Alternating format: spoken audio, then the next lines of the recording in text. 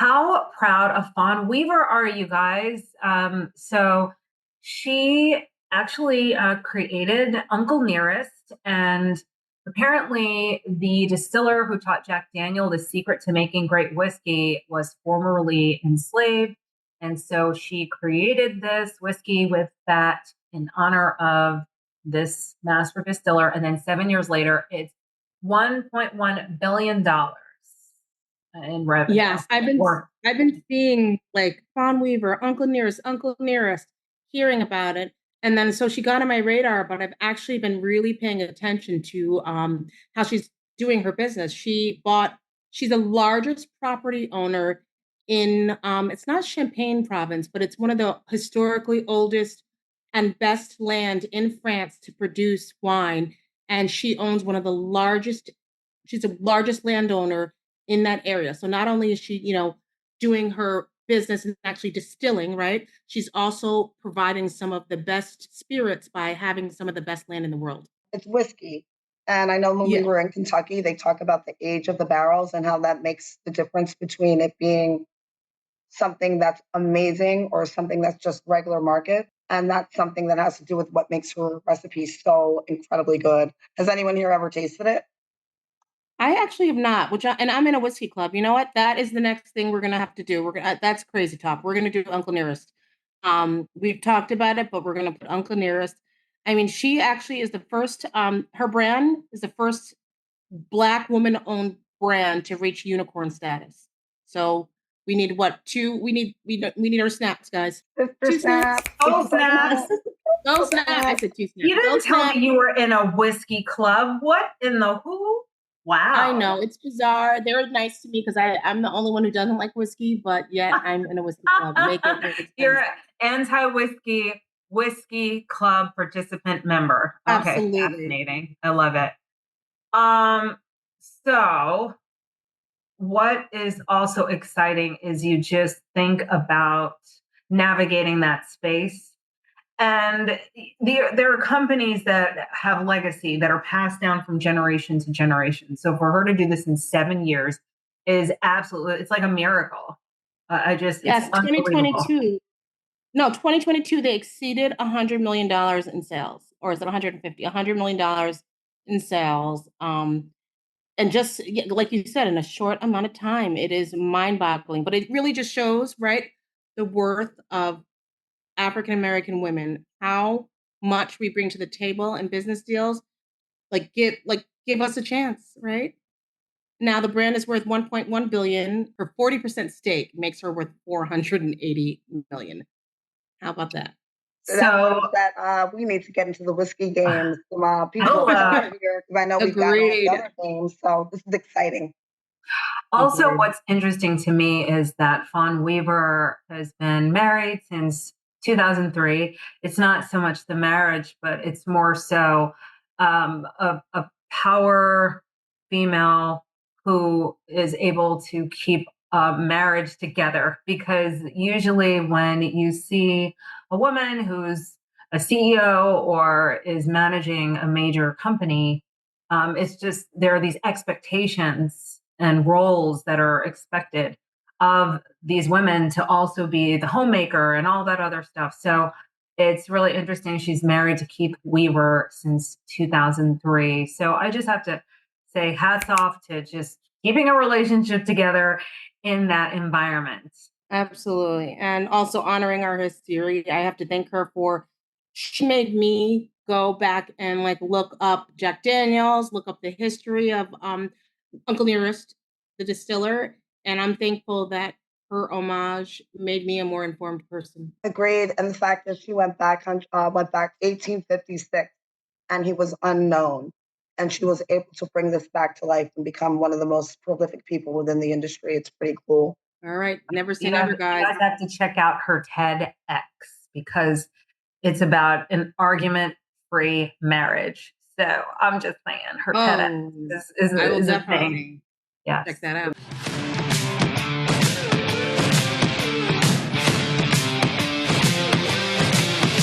Hello, Memphis. I'm Ernest Strickland, President and CEO of the Black Business Association of Memphis. In a world filled with noise, we stand firm, advocating for the prosperity of our community. As the title sponsor of Sispreneur Stories, our involvement in Sispreneur Stories is a reflection of the serious work we're doing to redefine the business landscape in our city. May each episode be a catalyst for personal growth, resilience, and inspiration. Welcome to Sispreneur Stories. We're a podcast created by three seventh-generation sister entrepreneurs. I'm Kanji. I'm Aurora. And I'm Janita. Today's theme is the Have It All Blueprint, the balancing act of love, life, and Sispreneurship. 72% of professionals report work-related burnout. Among the most affected are working parents, especially Black female entrepreneurs who juggle their businesses and caregiving responsibilities. A striking 58% of Black women who own home-based businesses say it's increasingly challenging to balance their professional and family responsibilities. These statistics underscore the pressing need for strategies and support systems to address the unique challenges faced by Black women in maintaining work-life equilibrium. This month's powerful Sispreneur story begins right now. Meet my sister. Get ready to be amazed by the incredible journey of Dana James Mwangi, the unstoppable force behind Cheers Creative, a globally renowned brand strategy, web, and graphic design agency. Dana is not just a branding genius. She's a thought leader, sought after by the likes of Google, Forbes, LeBron James, and Essence. Dana's entrepreneurial path, I'd say Sispreneurial path, writings, design, work, and advice have been highlighted and referred to in more than 70 publications, including Essence, Forbes, Afrotech, HubSpot, the official U.S. Chamber of Commerce blog, and .NET Magazine, the world's largest publication for web designers. But that's not all. Dana's a superwoman in every sense. She's a loving wife and mom of three. In this episode, Dana unveils the secrets to balancing it all, from thriving in the business world to being an amazing spouse and parent. Hello, Dana. Hello, Kanji. Hello, Anthony sisters. I am so excited to be here. Yes. Okay. So I have to know, did you always envision yourself to be, that sispreneur with the white picket fence? Absolutely not.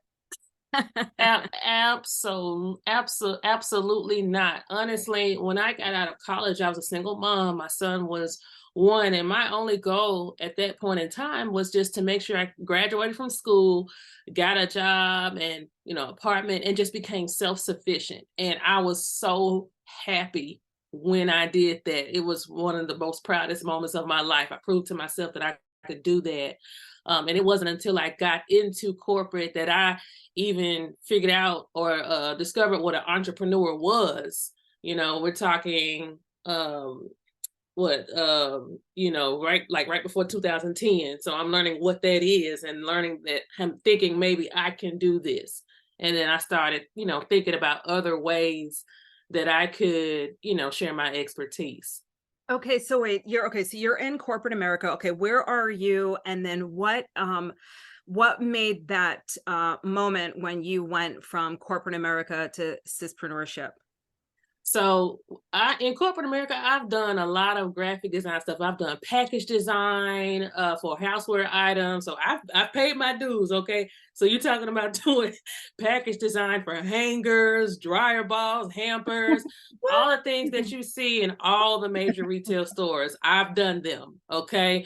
For every major retail store you can think of, I did the package design for those items. I also did promo design, marketing materials for like SunTrust and all these banks, and financial institutions. And I was always doing. Excuse me. Were you doing this for yourself, or were you doing this working for companies? I was doing these working for companies.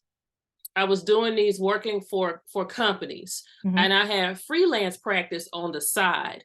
With the freelance practice, I was taking everything that I was learning about protecting and designing for these big brands and using all of that knowledge on the mom and pop shops with freelance. Oh, wow. So you were applying like that corporate model everyday independent people, businesses. Absolutely. So I'm going to work every day seeing Walmart and Lowe's and Target's actual brand guides. I'm seeing their illustrations for their ideal customer. I'm seeing their brand guides are 200 pages thick. And I'm like, if I could just give 5% of that to this poet, to this musician, to this nonprofit, then, you know, the people that I believe in, they'll shine even brighter with what I know how to do. So that's what I was doing. And that was helping me, you know, bring in extra income to raise my son, put money away, you know, all these different things as a single mom. And I just started listening to a podcast that got me thinking about entrepreneurship. It got me thinking, and I wanted to get into web design and other things as well. And so I just started reading and listening to a lot of podcasts and books. And one day I learned that the magic word was to be a consultant. That's what I learned. And I even saw wait. Come on. We need soul snaps. We do what? Soul snaps. We call them soul snaps. You know, I like that. Yeah, sharing a magic word is key, because that's transformative for people. Sorry, go on. And then I'm gonna, like, part of this question is definitely how you know, found the love while you were, you know. I'm getting there. Okay. Don't forget that, because that's part of having it all. So I don't want you to as you're explaining. Okay. It is. And so, you know, I even saw where I was working, how consultants could come in and how the, you know, employers were really trusting of these consultants. And I'm like, I can do that. I was like, I can do that. And then I looked at the math. You're getting paid X amount of dollars to fix one problem, and I'm getting paid 1/10 of that to fix 10 problems every day. And I was like, let me see how I can break out of this and get into this. And so that's when I started just, you know, really saying, okay, I'm going to start my own business. And then I meet this man. It's like 2010, and he was the kindest man. I meet this man, and I even told my mom, I said, Mama, I met this man. I couldn't say his name right without hyperventilating, because I had never met a man like that treated me so kindly. And we just were friends, and we would be just riding around, freestyling, and wherever we went, we just had fun. Oh, I love this. We just had fun. And you know, we fell in love. We fell in love. And about making room for him in your life. Yeah. So like right before him, I just got tired of everybody I was dating. I was like, you know what? And I ain't gonna lie, I called everybody up. I said, listen, I'm just gonna be by myself for a while. I'm just gonna be by myself. But also what I didn't realize, what was also happening in me, there was a deeper yearning I was building for, you know, as far as building this life for myself. I had no idea that I was on the cusp of birthing Cheers Creative, you know, at that time. But that's something else that was going on with me. But I still desire companionship. And so I started doing stuff like, you know, I'm setting the table for, you know, me and my son. I just set an extra place. I don't know what made me do that. I just started doing that. I started sleeping on the side of the bed instead of the middle of the bed. I started doing little stuff like that. I would invite friends over and just be hospitable. And I was trying new dishes and all this other stuff. And it's just something that just it was on my heart to do. Did you, I mean, you mapped it out? Like, I'm just, you know, because I have so many remarkable female friends who are catches, like this is a catch right here.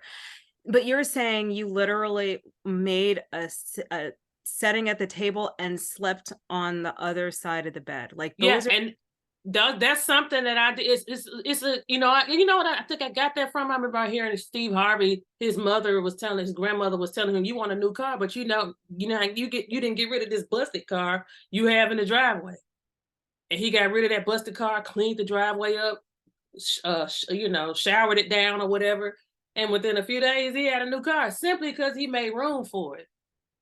simply because he had the money, but he didn't have a room.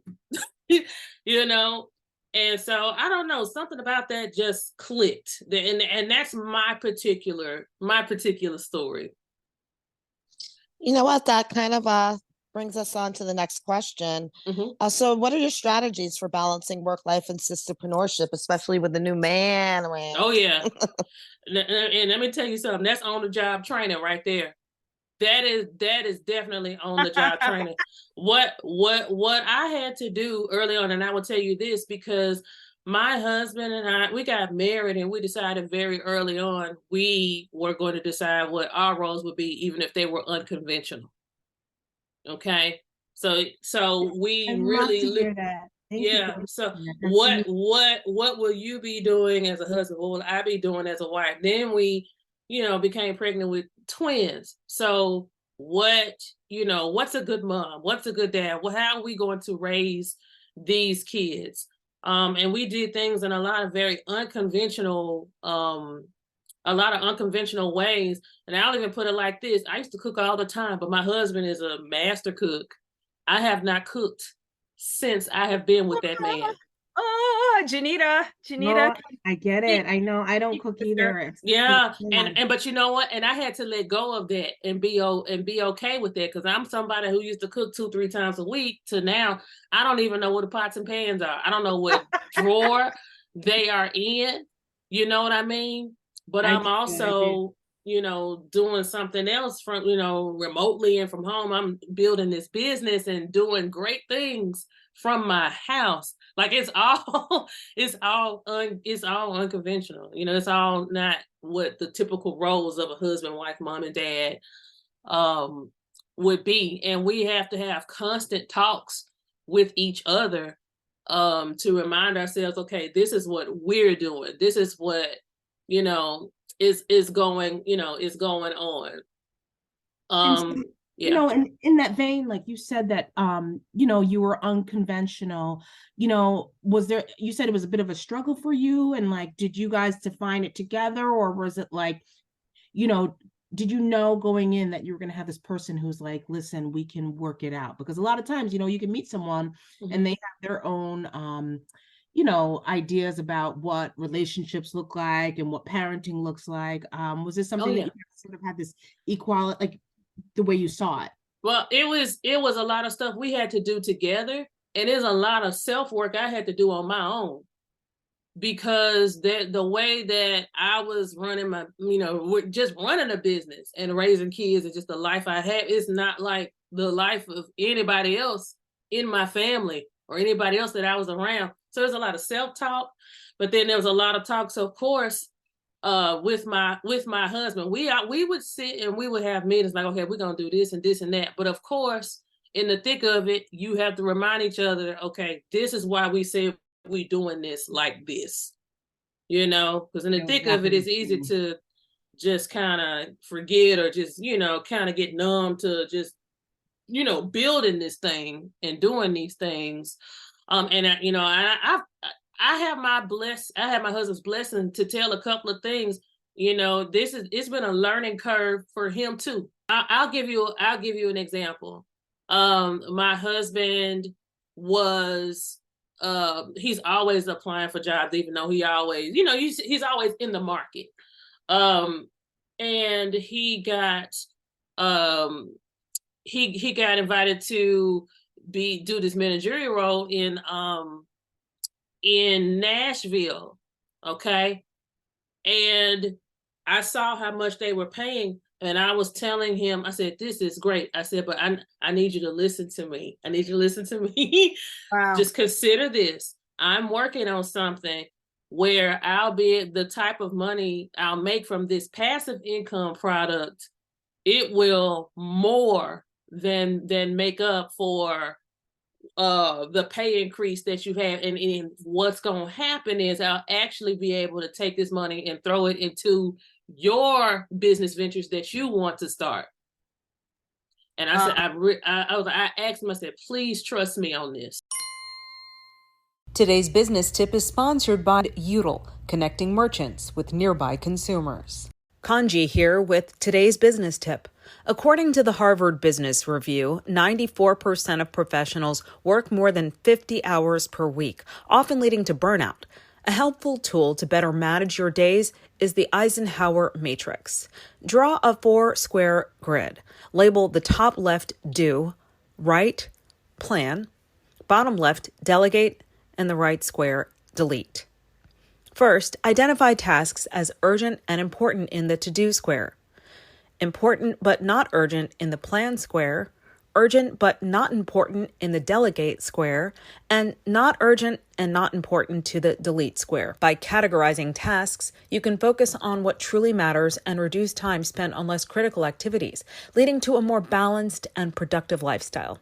Implementing the Eisenhower Matrix empowers you to maintain boundaries, delegate tasks, and allocate time for personal activities. This approach fosters a healthier work-life balance, essential for sustainable success as an entrepreneur. And that's your business tip of the day. Yeah, this is something like, this is not a walk in the park, because it really is no template for it. It's no template for it, like, at all, and both of us have a lot that we have to constantly, it's a lot of stuff we have to grow into, and a lot of stuff that we have to, you never have it. And I even had to accept, I was listening to Lisa Nichols one day, and she was saying, and that's somebody who I absolutely love. I know her story backwards and forwards. And she was like, there is no such thing as balance. She said, work-life balance. She said, work to achieve work-life harmony. And that got me to thinking, what does that look like? And so I kind of think of it, in those ways. And there's a lot of hacking that I've had to do in my business to, even being a remote worker and having a virtual business, to have more time with my kids. I had to hack into my business a great deal. Right. And go from, primarily offering one-on-one custom client work to speaking, teaching, consulting, courses, and things like that. Like, it was almost like being a Wendy's that is going under construction and but still has to run. You know what I mean? Yeah. and that's the transformation I had to make, and still have to make. My kids actually are the entire inspiration behind me having this lean, scalable business model that I have now. Right. Oh, you lean, scalable. Oh, those are two amazing words, aren't they? Yeah. Yeah.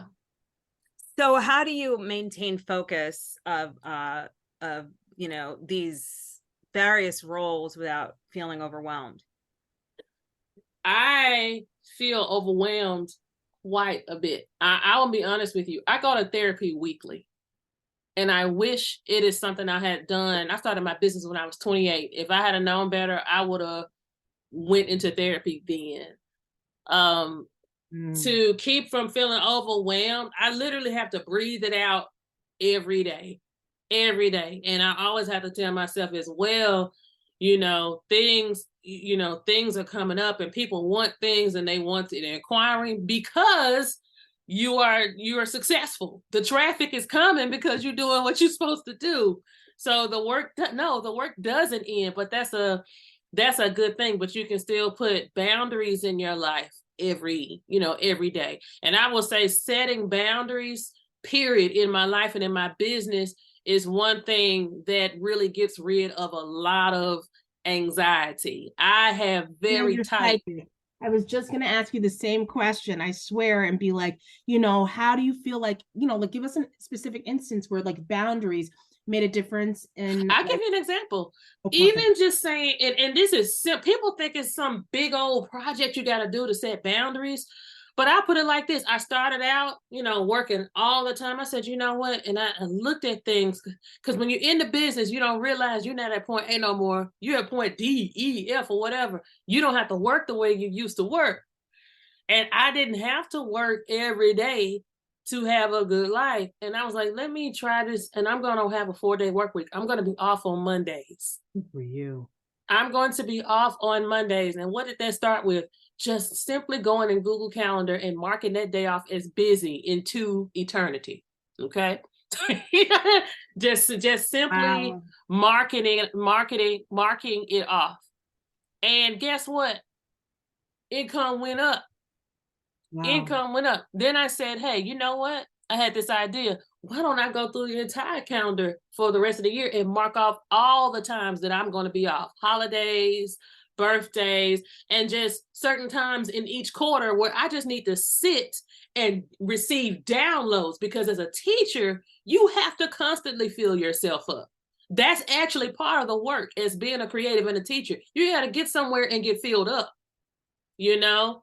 And I ain't talking about studying. I'm talking about getting filled up with energy cup, right? And inspiration. Yes. Filling that cup of like wellness and health. Right. And so now here comes the test. And this sounds so simple, but we as women, we're always feeling like we have to concede. You know, we have to give up our boundaries to make somebody happy, or so that we won't disappoint someone, you know. But your ideal clients won't be disappointed by your boundaries. So I've had clients that paid $50K for a website, $10K, whatever. And they're like, wait, when can we meet? And I'm like, here's, and what I would do is say, hey, I'm available on these days. And nobody's ever said, you can't be available on Monday. Why not? That's so irresponsible. I've never, ever had that happen. I'm burnt out. And so then I go a family vacation to Florida for like 2 weeks, and I'm on the beach, and then I recharge, and then I say, you know what, I'm gonna take a month to revamp my business. And I did, and I ended up partnering with one of the most successful WordPress theme creators of that year, and that catapulted. So that was one of the biggest points in my career. That's what really started this avalanche of press. Now I'm working with people all over the world. Now this and that. It was nuts. And I was riding high off of that. Now realizing I was going to need to retool or fortify my business again for that type of success. Mm-hmm. And so, you know, burnout came again. You know. And so, but I was that 2014 burnout. I literally called up a colleague. I called up Brandis Daniel of Holland's Fashion Row. That's somebody I've known for 20 some years. And I called her crying. I was like, I can't do this anymore. I cannot do this anymore. I'm going to quit. She's like, you're not going to quit, Dana. You're not going to quit. And I had taken a motivational workshop with her weeks before, where she had everyone give an imaginary acceptance speech 10 years into the future, holding an award for doing whatever they said they, you know, would do. She said, I'm gonna send you something, and then I want you to call me right back. She sent me the recording of my mock acceptance speech of who I said I was gonna be. Wow. 10 years from now. And I was like, oh my God. What was it like? Different? What do you mean? Was the acceptance speech, when you read it back, was it where your heart is now? Like, what did you think when you look back 2 years? When your former self 2 years ago. So it was my former self. This was 2 years into business. So this was like 2014. So at this point, I've surpassed everything I said in that speech. But at that point in time, I was just like, oh man, this is what I said I wanted just a few weeks ago. This is what I said I would be doing.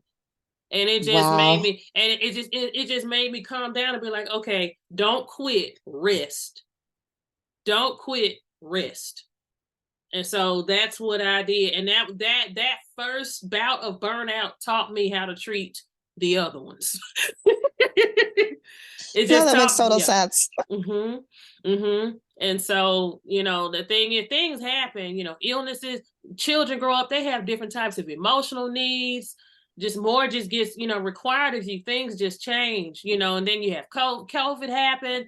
So now consumer habits, things change, and just you could retool your business all you want, and there'll be something that'll happen that's unexpected that may have you overwhelmed and burn out. Now, because I'm in therapy, I'm also a student of myself, and I know that I know what it looks like when I'm about to burn out, and I know what I need to do to get myself back right. Mm-hmm. Another question for you. So what's your best piece of advice for sispreneurs who want to get to the heights in their careers without compromising their personal life?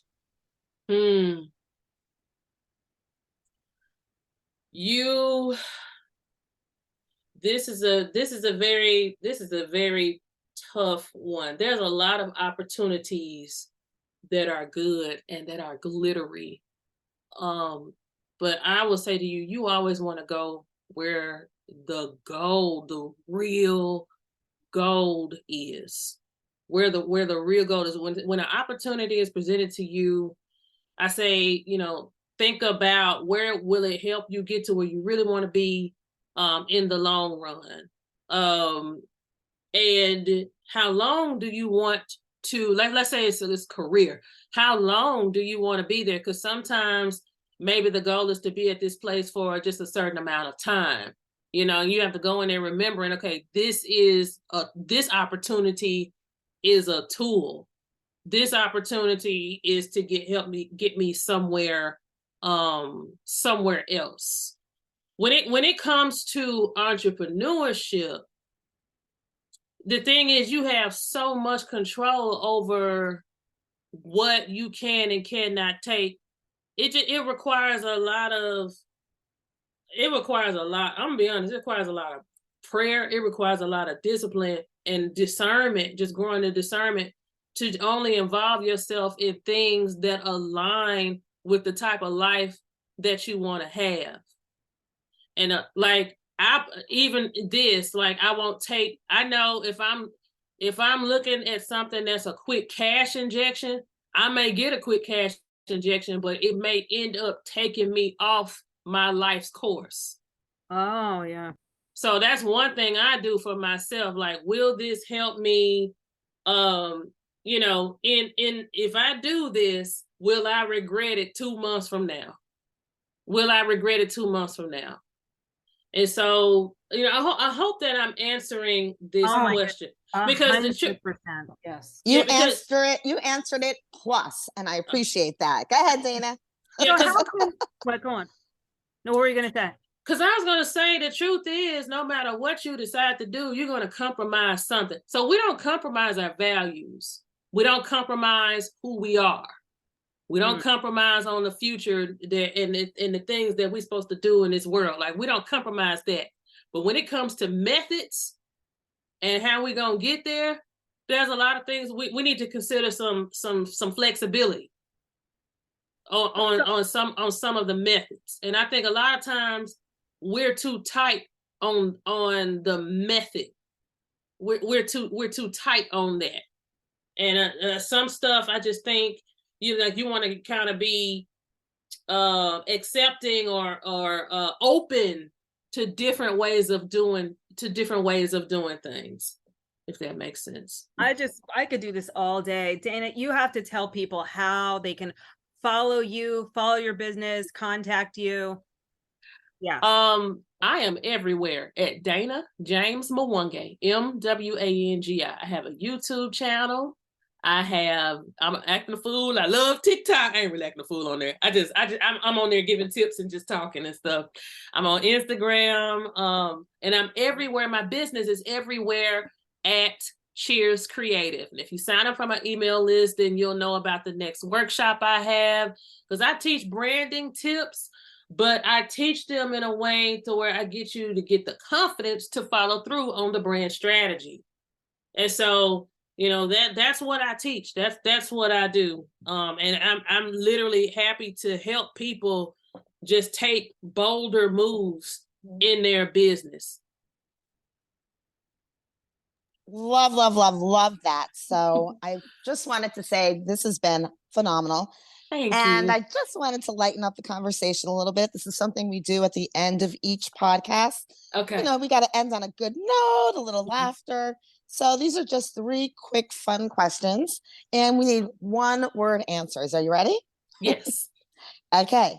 So, first question is,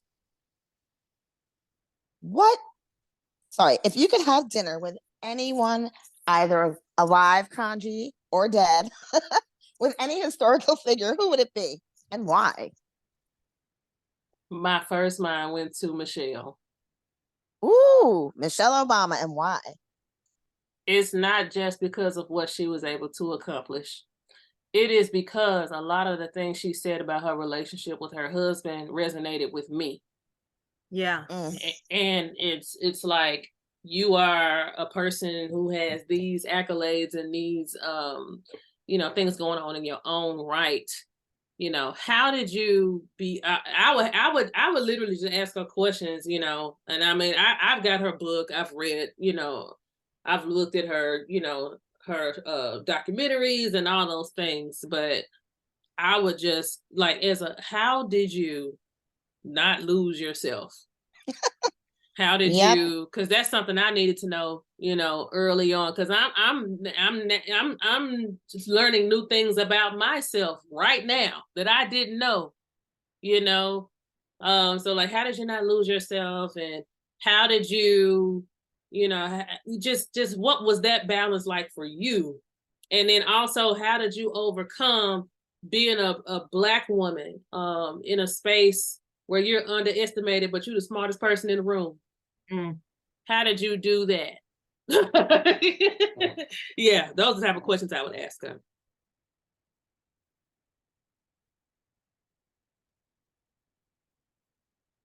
Right, did we lose you, Aurora? I'm here. There, Aurora? You might be on mute. I am so sorry. I just had the whole conversation with myself. So why don't I let you guys join in on it? Oh, Dana, what's your favorite guilty pleasure food that you indulge in from time to time? Sushi. I don't know if sushi is guilty pleasure, but I love sushi. And you know what? To be honest, the It has deep to be fried it fattening. is. Wait, there's nothing that Fattening. you go and hide in the closet when no one's looking. Like- Come on, everybody's like- got a little one. That's like, it's like, Oh, okay. I tell you, I like the most off. I like the off-brand barbecue chips. Like I know that's a good one. I need them. I need them because it's like, and I used to joke with my friends, like, they don't care nothing about quality control, seasonings. Like, one chip will have like tons of seasoning, and another one may have 2-3 specks, and I just love it. I just shake that bag up, and it's just, I love those off-brand gas station barbecue And then you get the potato little chips. salty things at the end that you throw in the bottom of the bag. I'm not mad. Just big old cubes of brown sugar for no reason. I love it. Oh, that's great. I was not expecting one. First time we've heard that one. And last question: if you could teleport yourself anywhere in the world for a weekend getaway, where would you go and why? Cape Town. I would go to Cape Town, South Africa. I would go. I want to go to Africa, period. But I was on. It started with me. I was on Netflix and I was looking at a Nollywood movie, and it was set in Cape Town, and I was like, "Is that Cape Town?" And then I just started going on Instagram and just following, and just looking, and I was like, I need to be there. And I also know somebody that had a speaking engagement there, and she was in South Africa, and she was telling me she was trying to compliment the women there, and instead of saying thank you, they say, I know. I was like, I need some of that knowing to rub off on me. So I was like, I don't even know what that's like. Agreed. Yeah, I want to go to South Africa. Great answers. All right. We have come to the end. I can't thank you enough for your time. We went super long because it was just so good. Kanji, Aurora, I'm thankful to be here. Thank you for these fun questions. I'm glad I got to answer some fun stuff and also some thought-provoking things. And I'm just glad that I could that what I'm saying is helpful. I'm so thankful. Happy to have you. Yes. Thank you. All right. Now, as we come to the close of this electrifying episode of Sispreneur Stories, we have been truly inspired by the remarkable journey of our guest, Dana James Mwangi. We hope Dana's journey has ignited a spark of empowerment within you, encouraging you to embrace your dreams and take bold, decisive action. Remember, each step you take can shape your own path to success and create positive change. Thank you for joining us on Sispreneur Stories, where we celebrate the strength of women in business while nurturing our households. Until next time, stay fearless and keep igniting your own entrepreneurial fire. This is Kanji, Aurora, And Janita. signing off. Signing off. Signing off.